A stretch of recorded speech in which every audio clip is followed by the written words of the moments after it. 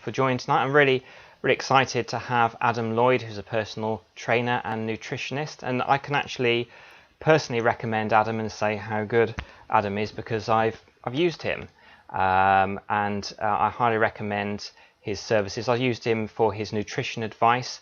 What I really like about Adam as well is, one, he knows his stuff, and secondly is that whether you're a meat eater, vegetarian or vegan, Adam respects your diet and will work around your diet. So I'm going to start off now, Adam, and I know you got into this field from your personal training and getting sports injuries and being interested in I've been doing that a lot recently. I saw the phone's going off, and I know that you've been interested in knowing what the mind and body can do with nutrition to help out with injuries. So can you explain that journey, please? Yeah, definitely. It was kind of a life-changing moment for me. But I've always been a keen nutritionist, and that's right. Keen sportsman, playing team sports, and then after I finished playing team sports, I was a runner, and just team, local athletics club type thing, and I was struggling with injuries. I couldn't work out. I did a lot of things, sort of physios and did all this stuff. And then I remember walking past a place in Cheltenham, and they were offering nutrition consultations. And I went online and booked a consultation. And I remember having this consultation with this nutritionist. And what she said to me at the time was very, very simple. What I know now as being very, very simple. But it was really transformative for me. And she spoke to me about what was happening in my diet could possibly be leading to me not being able to recover from the strain I was putting my body under. And that by the end of that conversation, well, I had an hour consultation. I think sort of 30 minutes in, I started to say to her, I want to know how you got to sit where you're sitting. I don't want to talk about nutrition anymore. I want to talk about how you got there. What did you do? Where did you train? How do you do it? And I kind of walked out of that consultation, and my wife, Bonnie, who Paul, picked me up. And I remember saying, I found what I want to do. And it took me that long to find it. But when I found it, I, stuck with it. And that was, like you say, a combination of personal training and now nutrition. Absolutely. I just want to say hello to Mimi Q and Annette. Thank you for joining in and watching tonight. So when you get people that come to you for the first sort of time and they're wanting to improve their diet, what are the usual basic mistakes that people make? Yeah, it's really, really tricky, Paul, because there's so much information out there about nutrition. It feels like such a difficult topic, and even for me now, I've been and I still am learning about nutrition, and I guess you'll never stop because the research never stops. So you're learning constantly as you go along. I find that we as a society perhaps get terribly confused about what certain nutrients are doing and what their roles are in the body, and we get bogged down in maybe fad or fashionable things that distract our attention, and so I tend to do is get people back to the very basics of what's going on. We strip it back. We look at your present diet and ways that you're eating. We ask how you're feeling, what are the challenges you're faced with, what is it you want to do, what are your goals, and then we start to build back up from there. And very simply, to start with, it's about certain type of macronutrients and looking at making sure we're getting carbohydrates, protein, and fats in the right way, in the right quantities, in the right levels, depending on what you're doing. And building up from there. I never want to forget about the smaller ones, the micronutrients and the phytonutrients as well, because having a colourful plate is so important. But the basics really are around that making sure you get your carbohydrates, your protein, your fats. And often, Paul, I will say, often when I sit down with new clients for the first time, it is a conversation about what do those things do? What are they, and what do they do? You know? Absolutely. I remember you were speaking to me about the importance of eating the rainbow. Just going to say hello to a few people that have popped on. So Sam and Cherry have joined. I have a question from Patricia, who can't be here tonight, but she will be rewatching this, and hopefully I think she'll be taking some notes as well. But she knew you on and wanted to ask this question. So what she's put here, that she wants to do the Couch to 5K, and was wondering if that she could just start. She said her weight isn't ideal, but her cardio is quite good, and I know through conversation she does a lot of rowing. So she's just wondering that the rowing should be helping with strength. Can she just start, or should she do some building up to it? Great. Okay. Great question. What was the name of the person asking the question, Pat. Paul? Pat. Thank you, Pat. Yeah, great question. And so I think the first thing is you definitely start. Because doing exercise is fundamental. You know, if we can fuel in the right way, and we can do the exercise in a way that avoids injury, then we're doing the right things. Now, starting off for Couch to 5K tends to be one of the things that are offered online as like the starting point. So most of the time, if you're following a program like that, it should be taking you slowly through the distances, starting very shorter distance and building up to that 5K at the end of possibly even a 3-month training period. So yes, start. What I would say is, I think Pat said something along the lines of maybe the cardio is there, but perhaps the weight isn't ideal at the moment. So I think the plan with that is to make sure that you respect your body.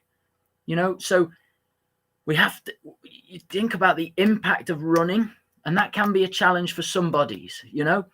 Impact through the soles of the feet, impact through the ankle, impact through the knees, the hips, etc., etc. So we have to respect that, and we have to take it slowly, and we have to let our body get used to it. And so sometimes around the block is good enough, and around the block for a couple of weeks, even if that's 10 minutes, that's excellent, because what you're doing is you're getting your body, your ligaments, your muscles stronger and used to the new regime that you're asking it to do, so I think slowly but surely, but absolutely start. Yeah. The other thing which I wanted to say, because about going around the block, and that makes me think to myself, my job is sitting down an awful lot. Now I've sorted the diet out through yourself, Adam, but what is the ideal time? There's so many people that are watching and probably going to watch this later that just have a job sitting down. Movement is incredibly important. So what should people be doing in regards to movement if they've either got a job like myself, or they're stuck in an office all day, just sat down in front of their PCs? Yeah, great. Well, I think that the important thing is that we need to use, I don't like analogies with the body in a car, but they do they are sort of simple analogies which we can kind of start to understand. Like if we keep our car in the garage under the car cover for the whole year, and we get it out on New Year's Day to drive it round, or maybe in the summer get it out, we're going to have to give it a check over, and we might not be too surprised if things aren't quite functioning quite so right, because we haven't ticked it over. And so I think we start slowly, but we must.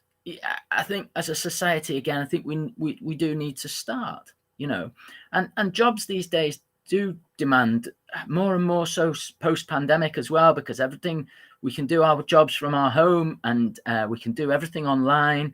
Everything's moved on so much in that respect, but we're not getting out into the countryside. We're not getting the fresh air in our lungs. So I would always encourage people to do that. And even if that means if people, if we're in and around this area of the southwest, we've got some beautiful scenery around here. Even if it's just getting out and walking, go and walk for 20 minutes, half an hour, and try to get into into nature if possible. And then from that, maybe it might build, and it might be, because I don't expect that anyone should start, training like Mo Farah. We don't go from sitting on the couch and sitting at our desks to then being able to run a 10K. We've got to build up steadily. So I think that, getting out, getting the fresh air in the lungs, helping the body to turn over, raising this heart rate a little bit, making the muscles work is great to keep our bodies in good condition. So we have, it's not really a question, but it's what Sam says. Getting me to stay still is my problem. I love walking the outdoors, especially in the rain. Now, I'm sure what Sam is doing is really great for health, but can you exercise too much? And because there's always a balance, what is the dangers if you overdo the gym like every day and spend hours and hours there? What's the dangers there, if any? Yeah. Well, I think life is a balance, isn't it? I think, and I think there are. We potentially become obsessed by things, and it turns into our next thing that's all we focus on, and sometimes to the detriment of other areas of our lives. So there's no doubt I've seen that in certain clients, and I suppose what's the downside of that? Most likely it's burnout, and so we go from boom to bust, and you see that a lot with the new year sort of big swing into fitness in the new year, and everyone's buzzing to get to the gym, and the sort of the anecdote is that by February, the gyms are empty again, and so I think moderation is key. Not taking it too. It's a fine. You said it yourself, Paul. It's a fine line, isn't it? Because we want people to get moving and get out, as Sam has said there. Keeping still is a problem.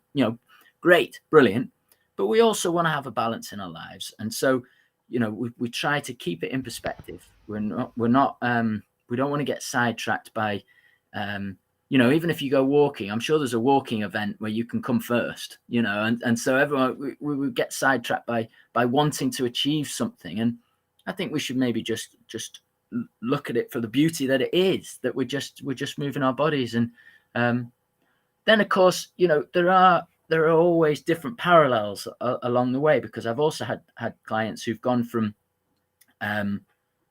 doing nothing, couch to 5K. So couch, but then becoming very, very into running. I had very many clients who said to me on the first session, "I'm not going to run. Don't try and get me running. I won't run."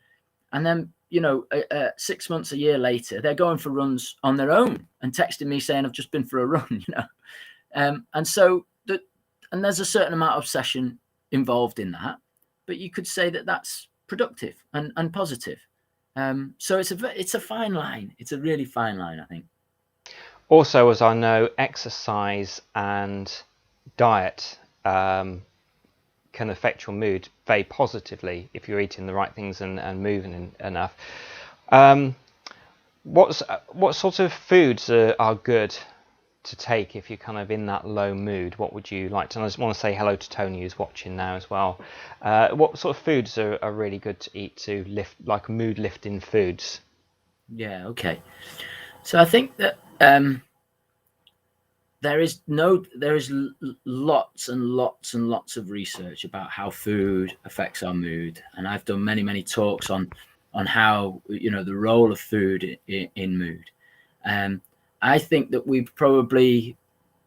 could get sidetracked by saying that X food is great for mood.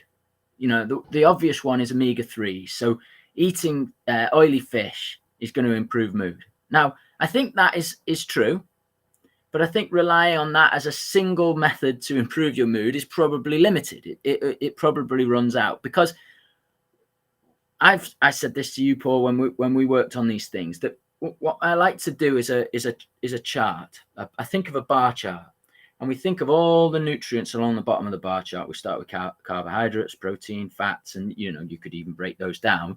Then we move into micronutrients and calcium and potassium and magnesium. Then you move into all the vitamins, and you think of these bars going up in the chart. And so for good health and for good health, good physical health, often we're looking after our mental health also in the same way. We want to get those bars right through the roof, and we don't do that by any magic one food. We do that by a collective eating well at breakfast, eating well at lunch, eating well at dinner. That's the fundamentals.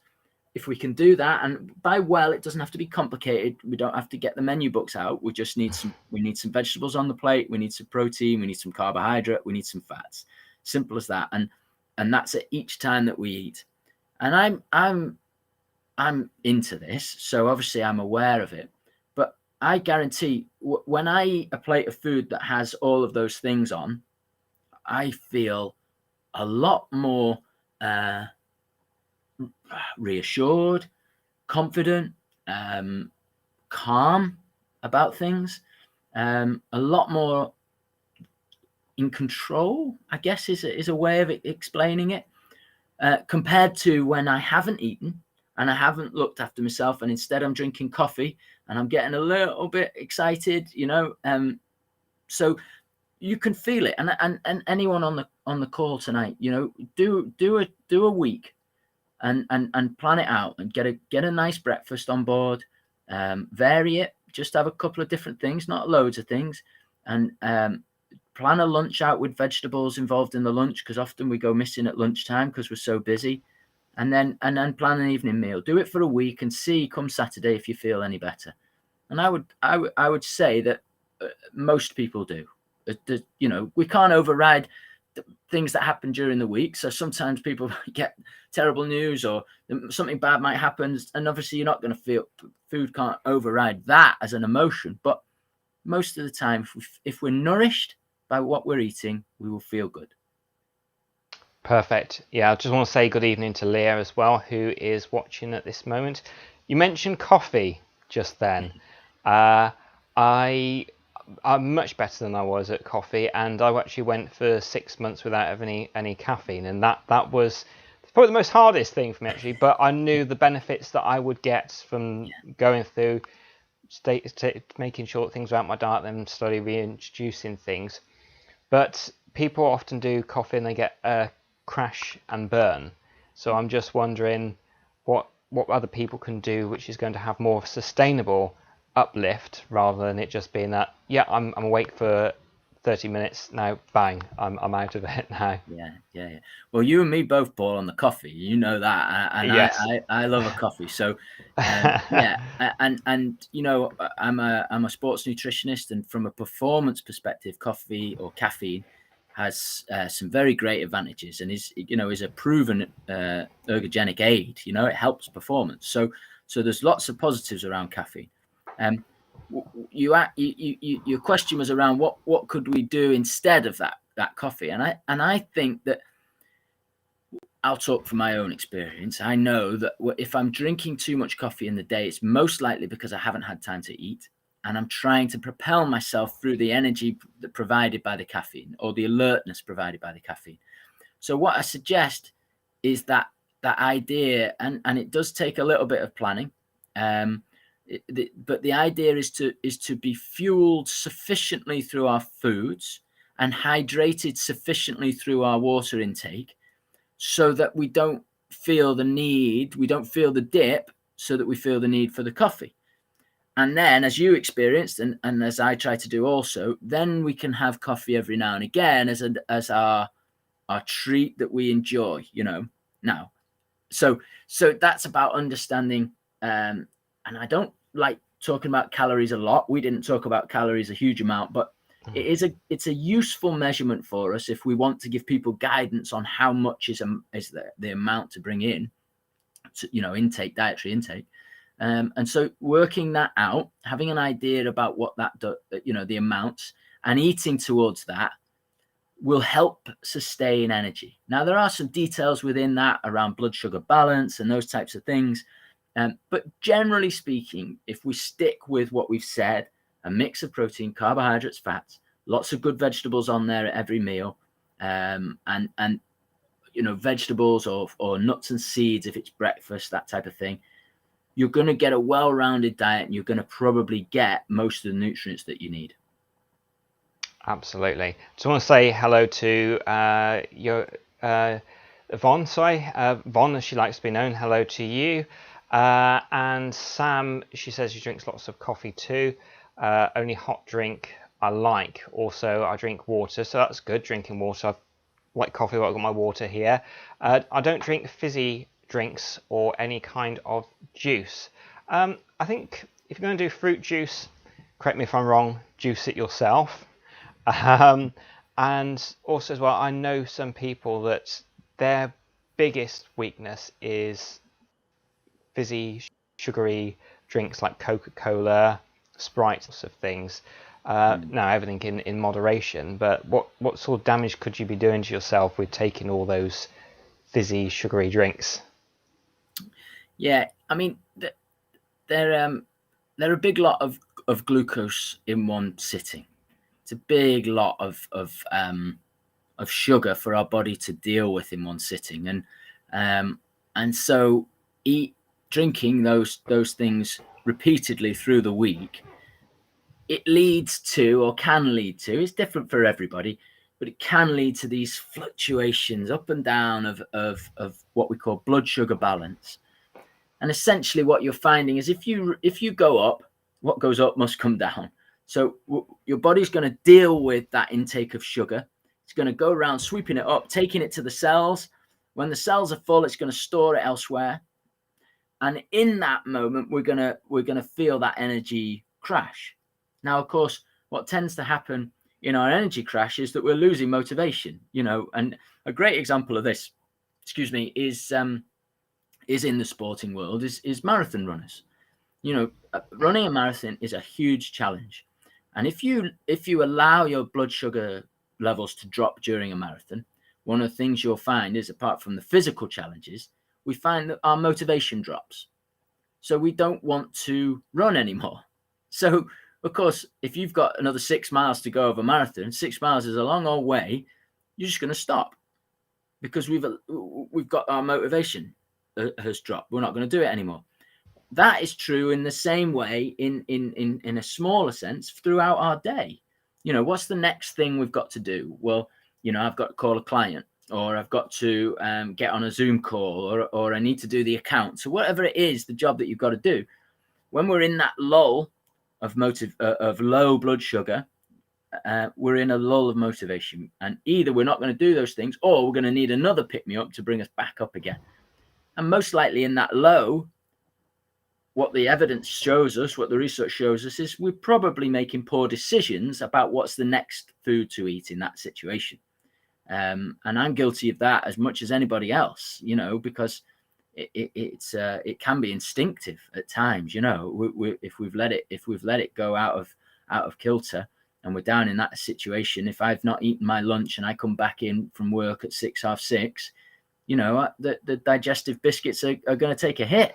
And so, yeah, it's about planning. It's about trying to avoid those things. And you also said at the top, they're a treat, and they taste great. They're made to taste great. Our bodies love them. Our taste buds go wild for them. So, but we need to treat them as a treat. Agreed. When you said the sugar, I think it might be something that I occasionally experience, but I used to experience an awful lot. And thanks to your help, I don't get it very often at all. And I think it's those times when you haven't planned properly and you eat something which probably shouldn't be so good. But getting the shakes, I used to get that regularly. So if I felt hungry, I could feel myself shaking. So is that to do with the blood sugar levels when that happens?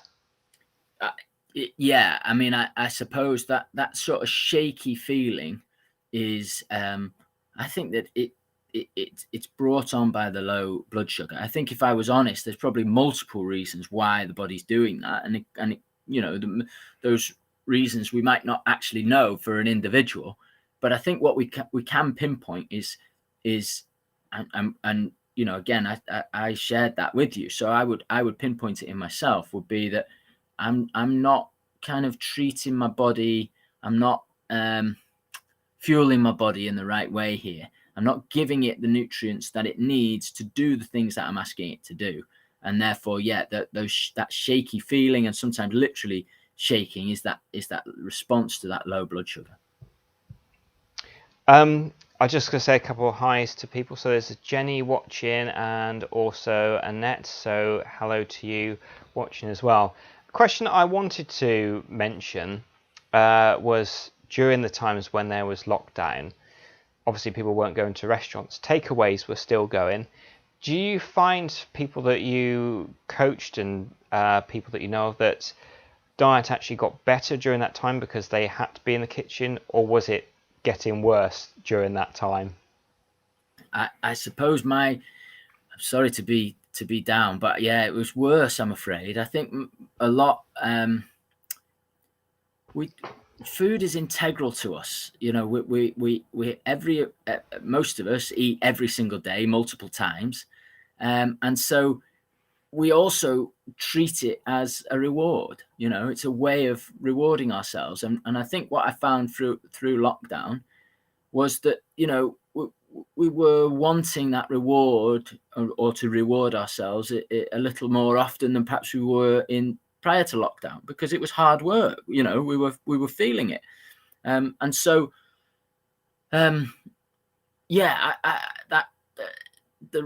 rise of companies that will go and get the food for you and deliver it on a moped or on a bike to your front door, I think that's people turn to those more often. And also, when you're in the house together all the time, you're probably talking about food every day. What do we want for dinner is a question get asked in my household every day, and most of the time we weren't, it was hard to plan because we weren't, our structure of life had been changed so much that it was easy to get into and get into that takeaway and the apps and things like that. So I think more. That said, there was some good things. I do think that people took an opportunity to do a bit more cooking coaching online and things like that, and maybe there was a bit of that where people were learning to do new things, and perhaps cookery is one of those art forms that's being lost at the moment that we need to get back in touch with. So yeah, pros and cons, I guess. Brilliant, thanks Adam. Von has a question. It's in two parts because on YouTube you can only ask questions in two parts, so I'm glad I've got the second part to ask as well. So I eat lots of fruit, vegetables and nuts and seeds. I also eat occasional bread, potatoes every other day, but it does not maintain my energy and also increases due to rheumatoid. FM, my exercise is reduced. I continue to increase in weight and reduce energy. Is there anything I could have that would revise both of these, please? Reverse, sorry, not revise. Dyslexia coming out. So, okay, yeah. So, a lot of fruit and vegetables and nuts and seeds, and the occasional bread, potatoes every other day. It does not maintain my energy. So that's a really interesting point, and also increases something we don't know. So increase it, yeah. If you could type what increases, that would be good. I would suggest that it's very, very difficult, Paul, to answer people's unique questions in this. From being a client of mine, that we go through it in detail. We ask about your lifestyle. We talk about your food diaries. We do the calculations. So, Yvonne, I'm sorry to sort of deliver the bad news, but it's very difficult to give one up, but also increases my weight. Okay, thank you. Yeah. Okay. So I that doesn't seem to marry up, does it? So the two things, one of them, I've got a drop in energy, but I'm increasing in weight. So you would assume that you're eating in quantities which should be giving you energy, but it's having the reverse effect. But it's also maintaining weight. So Yvonne, what we would do here, you've also got rheumatoid arthritis by the looks of things. Exercise is reduced. Yeah. Do you want me to pop that back on the big screen for you, Adam? No, that's okay. That's okay. Yeah. I've got it down the side here. So, Yvonne, it's a difficult one to answer. There are ways in terms of rheumatoid. If it's rheumatoid arthritis, there is lots of good research around diet to control fibromyalgia. Yeah, okay. So diet to control rheumatoid arthritis. There's lots of good information also around diet to control fibromyalgia. I would go back to basics. So to give you some advice just on this call, without having had your history and looking at what's going on, I think we go back to basics and we say, try to eat whole foods. So try to avoid processed foods where possible. They tend to have a less satisfying effect on us, and we tend to want to eat more of it. So takeaway foods are like that. Try to avoid foods which have had lots of ingredients added to them, lots of chemical ingredients added to them, so that they improve their shelf life potentially. If that is a problem because you don't want to cook from scratch and things like that, then use YouTube to look up very simple, easy recipes. All your food's freshly cooked. Okay, great. So I would be looking up recipes and getting into lots of different ingredients to increase the variety, if that's a challenge. And yeah, on the face of it, there would be possibly challenges outside of nutrition because of the inflammatory response in the rheumatoid arthritis. There are inflammatory elements to do with fibromyalgia. So it's a complicated area. And yeah, really we'd be wanting to look at your intake. We'd be wanting to do some analysis on your intake. We'd be wanting to look at whether you were snacking, what you were snacking on, alcohol intake, those types of things. That there's sometimes there could be hidden calories. Hidden is not a great word, but sometimes calories that we're not taking into account in other foods that we're eating. So yeah, in a long-winded way, Yvonne, it's a roundabout way of saying it's difficult to answer. But I'm sure there would be resources, YouTube resources to hear people talking about how diet affects those things, for sure. What is great, you get a lot of people, and it's opened up healthy eating on YouTube now, so people can actually say this is what I'm eating and show the before and after photographs of themselves.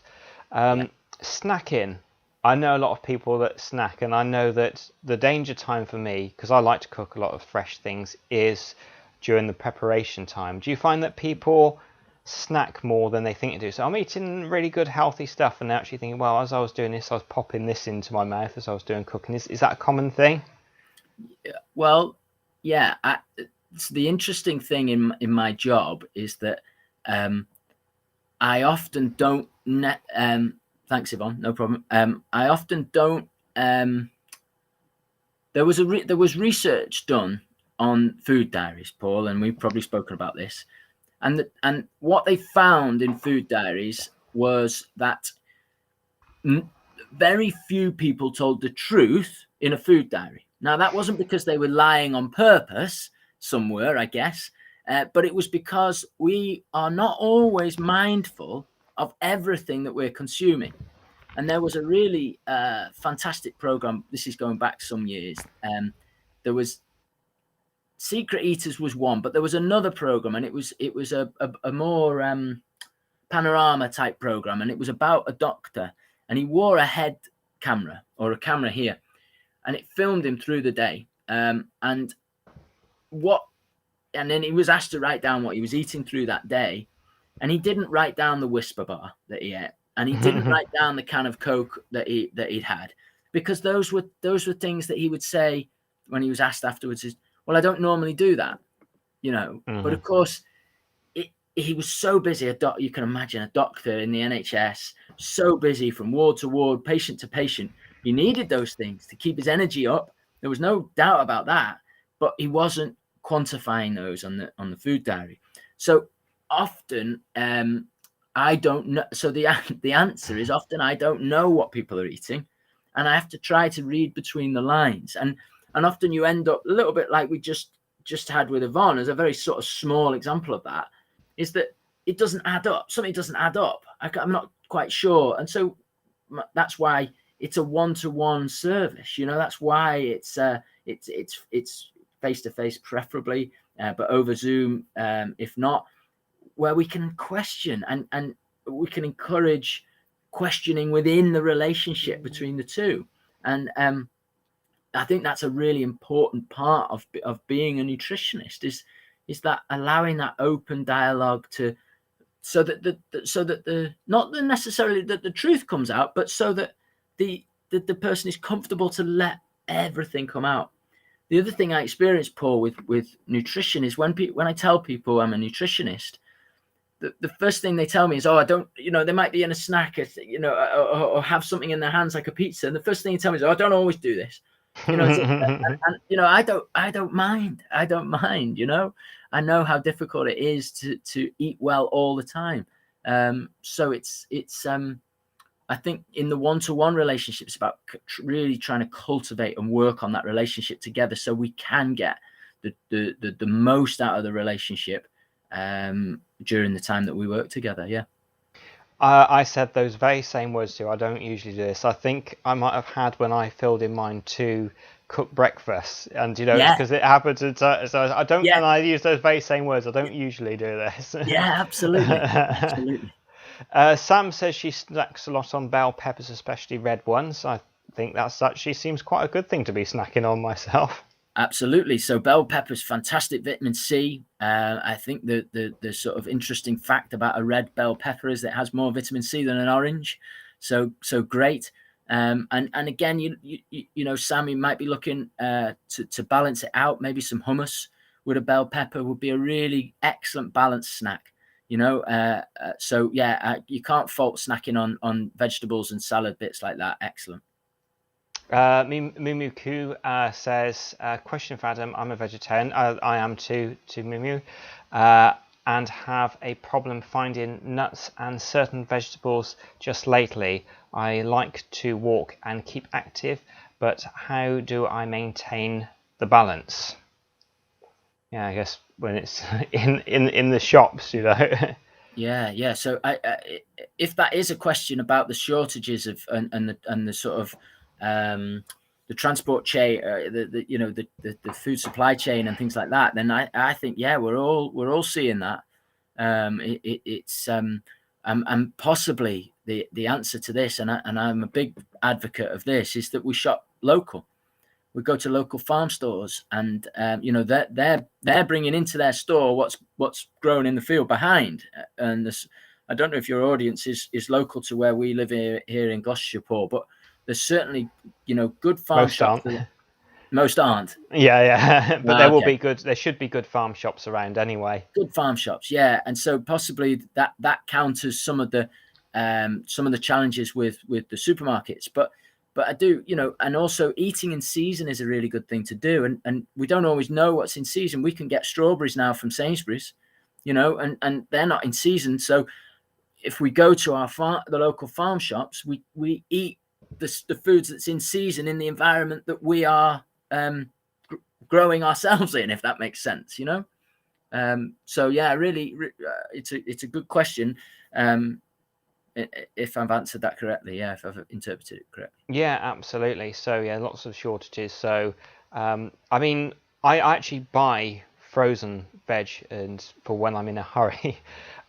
So is that okay for like nutritionists having a frozen berries? So I'm actually eating frozen strawberries now.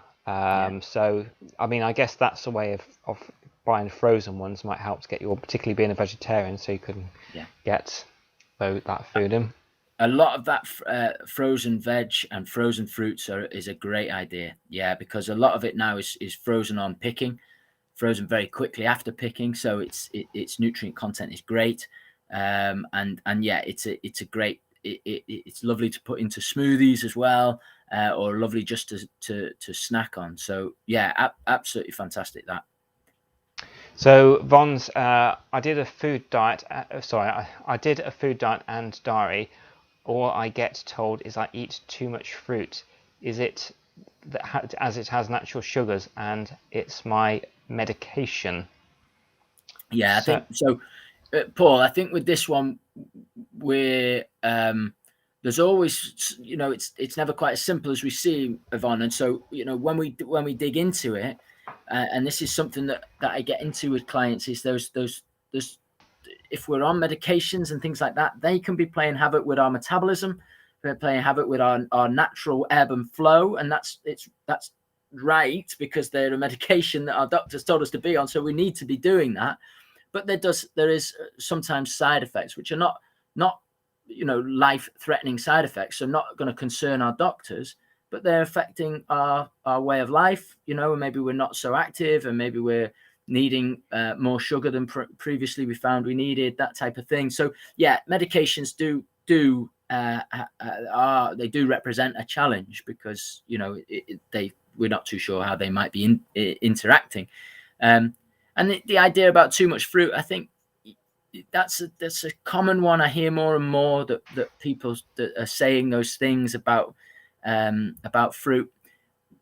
There's some really sort of ridiculous comments on with people with big audiences on social media platforms talking about fruit, where I think what we have to say is, yeah, maybe through our evolution we didn't have access to as much fruit as we have now. So, maybe we might come across fruit certainly in seasons and not in other seasons. When we did come across fruit, it would be very, very valuable. So it would be eaten very quickly, and it would be taken by a vast majority of people. So perhaps we're eating it more now than back then. I still find that an apple is a fantastically nutritious, nature's own, power pack nutrition thing for us, very good for us. So I find it hard to go against asking people to eat fruit. But then, when we are in that ebb of flow of excess blood sugars, possibly excess weight, eating too much fruit throughout the day is challenging, and can be difficult for our systems to deal with. So balancing it out with vegetables, more vegetables, fibrous content will help. It slows down the digestion of those things and stops that rush of blood sugar. The fruits, generally speaking, are digested a lot quicker than the vegetables. So yeah, that could be a thing for Yvonne to look at, and maybe add those red peppers in, something like that. brilliant.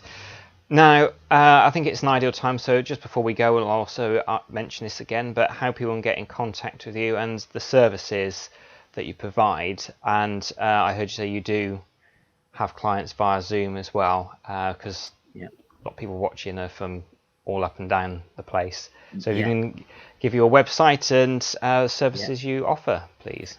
Yeah, great. Well, so the website is adamlloydwellbeing.com. And you've known me for a long time, Paul. We've known each other for a long time. So I've been on a sort of a long journey and with where I want to get to with my career. But I've done personal training, and I'm not doing so much personal training anymore because I'm doing my master's in nutrition at the moment. And post finishing the master's at the end of this month, I'll be focusing on my sports nutrition career. So private practice, I have a private practice in Cheltenham. I'm based in Cheltenham in the town centre, Regent Street. And I see sports people in my private practice. I specialise in youth athletes. So I see a lot of younger people and their parents, and help them to navigate through the pitfalls of nutrition with all the advice online that these young people are getting access to. And so that's kind of what I do. My social media is all, I have to admit, Paul, I don't do a huge amount on social media, but my Instagram is Adam Lloyd Wellbeing. My Twitter is Lloyd Wellbeing. And then you can follow my page on Facebook, again, Adam Lloyd Wellbeing. yeah, not doing so much on those at the moment, just purely because I'm busy with the studying and I'm busy in practice. So yeah, but every now and again I pop stuff on, and I always have an intention to do more with those things. So yeah. No, that's brilliant. I mean, what you're doing is incredible, and it's great that you're so busy at the moment. Yeah. Something we haven't talked about yet, which I think is important, gut health, and that was something going on with myself and so many people as well. The importance of gut health and some of the things that we take that might interfere, and some of the things that we can take to improve our gut health. Yeah, well, I mean, gut health is a fantastic subject, and an evolving subject as well, because the research is moving so quickly with us understanding about our we call this area our microbiome, and everything, and what it's made up of, and the different strains of bacteria and things. And I know we talked a lot about diversity, variation. And again, I'm a big, you mentioned earlier about the colorful plates and eating the rainbow and things like that, and I'm a big advocate for that, because I think it's a really clear and good message as to how people can simply start to eat really well, is just getting that color on your plate. And you know, you can go from saying you will improve your gut bacteria, the diversity of your gut bacteria, by eating a diverse diet. So, you know, and I've certainly been guilty of this in the past, if you have the same meals every week, then try to branch out a little bit, I think. And if, you know, I know, because I'm not a big lentils fan, Paul, you know this. I love lentils, so I was lucky there. Yeah, absolutely. And I like to, we do a sort of lentil curry. It's absolutely delicious. My wife cooks it. It's brilliant. But I know that if I haven't had that for a long time, I can tend to feel a bit bloated. And I know that that's the fibrous nature of those lentils, and me trying to break them down. And if I'm stressed at the same time as trying to do that, then yeah, it can have some adverse effects, the obvious ones that we would all know about. So, but you've got to stick with it, and you've got to, you know, try, unless there's a condition involved, unless we've got IBS or IBD, or unless there's a problem. If it's just not, then we just try and stick with it, and we increase the diversity slowly but surely, increasing our fiber intake over time. We will improve our diversity of our gut bacteria. And you can then also look at certain pre and probiotics, or I think we're calling them bioactives now. So bioactive bacterias. You can get those in supplement form. I tend, and you know, there's people out there who are much more experts in this area than I am, because it's a real niche area. But I tend to work with those type of bacteria, those type of supplements, over a short period of time. And basically what we're trying to encourage is like a brilliant, lovely meadow in summer, all the different plants, all the different growth, all the different color. That's what we're trying to encourage into our stomach. And so what I tend to do in practice is use the supplements to encourage that growth, particularly the prebiotics, which are going to lay down in your gut. They're not digested, so they lay down and they feed, the other bacteria feed off them. I know that's a bit strange for people to understand, but they feed off it, and it grows the diversity. Often we get challenges when we are one particular strain of bacteria has become dominant in there. So I don't talk about it as good and bad bacteria, but we can talk about strains being more dominant. There's too many of them.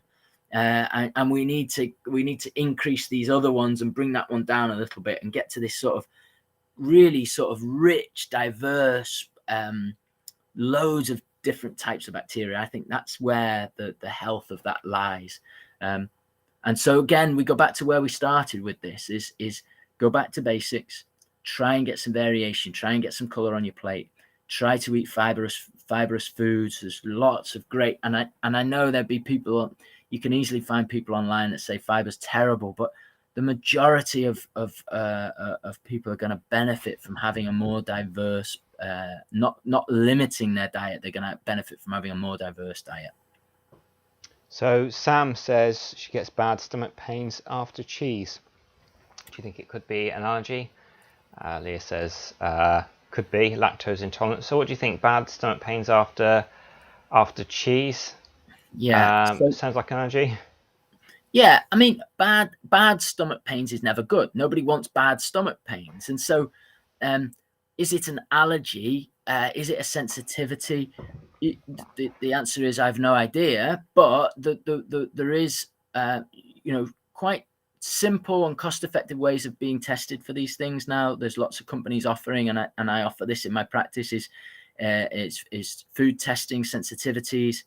I've had fantastic results with it. With foods coming up that people need to avoid for a period of time. So a sensitivity would be that you need to avoid it for a period of time, but it's not actually fundamentally going to cause you a problem. Once you've let that settle down, you can start to reintroduce those foods and people can effectively move through what would have been a sensitivity. Where we've got allergies, where an allergy is developed, then we've got a heightened immune response to that one of the components of the food, and possibly lactose is a good example of that. And an allergy tends to be, it doesn't have to be for a lifetime, but it tends to be more challenging for us to drop that immune response, because our bodies are programmed to remember that and to fight against it. So we have that, we're getting in here to things like autoimmunity, where our body is fighting against those things that we're bringing in, and having that inflammatory response, which isn't always good. That can lead to the stomach pains. Now, how do you know the difference between an allergy and a sensitivity? I would say leave it out for a month. So don't have any of that particular food for a month, and then try it again. And if you immediately react to that food, try it, a small part of it, a small portion of it. If you immediately react to that food, then possibly you're leaning towards being more prone to an allergic reaction. These are not. I'm talking about terms which shouldn't be talked about in this general way, Paul. I get a bit. I don't like to throw things out like that without backing it up, and certainly online in a situation like this, it's difficult to give advice because you'd need to test. Essentially, you'd need to test, and you'd need to see what your immune markers are doing. Exactly. Natural yogurt with muesli. That sounds very healthy. Yeah, great.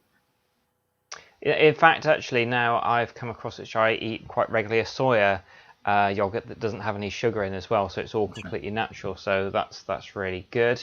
Let's run through these. So Leah said, I had it with cow's milk. I used to have really bad eczema.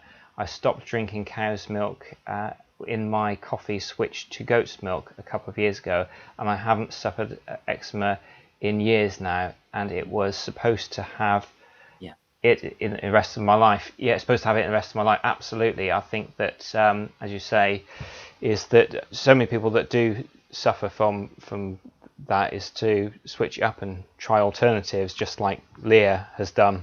Absolutely.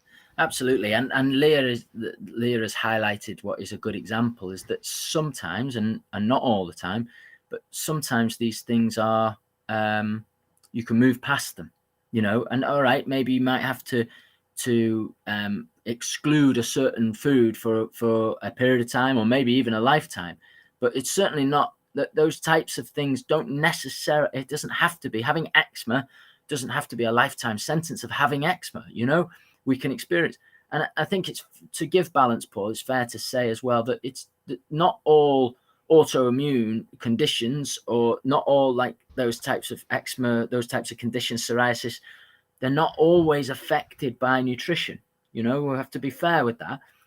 But it's worth giving it a go, isn't it? Because it's something that we can all affect without going to the doctor. I suppose we can have a look at it. So and I think great.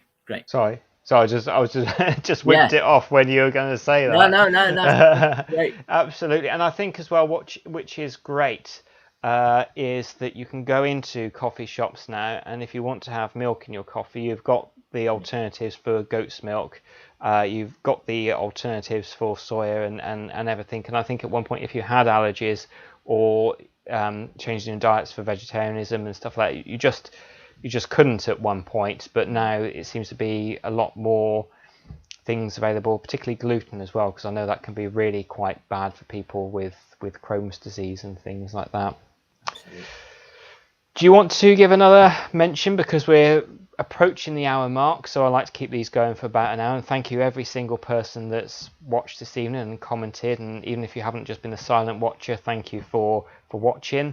Do you want to say how people can get in contact with you again, because I always like to make sure that the guests say that twice.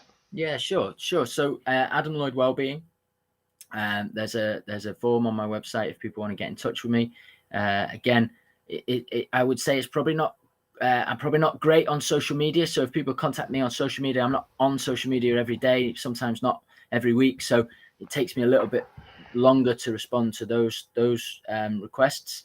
But yeah, drop me an email. My contact details are on the website. And yeah, it's like I say, practice in Cheltenham, but since the pandemic, I practice online now as well.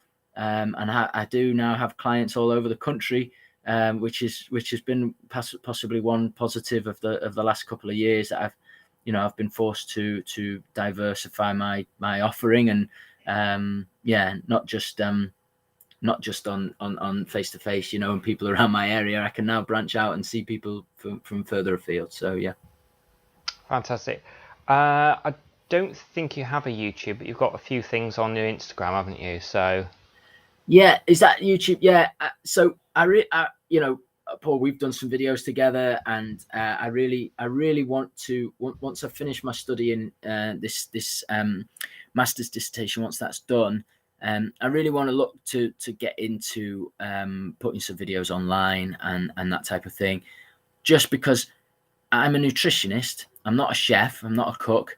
But I've learned to how to do simple things and some delicious dishes that I've learned to cook. So I'd like to just show people what some of those are and what does it look like. If I say it's a healthy dish, what does that look like? Because it doesn't always mean the same to everybody. So no, the answer is don't have a YouTube just yet, but hopefully at some point in the future, Paul will help me with that. Thank you. Sam just says, fantastic life, Paul and Adam. Thank you for all the information.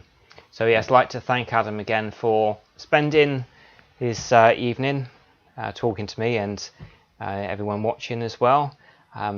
Thank you again, everyone. And whatever you're doing right now, evening, daytime, wherever you are, have an outstanding one. Thank you again. See you again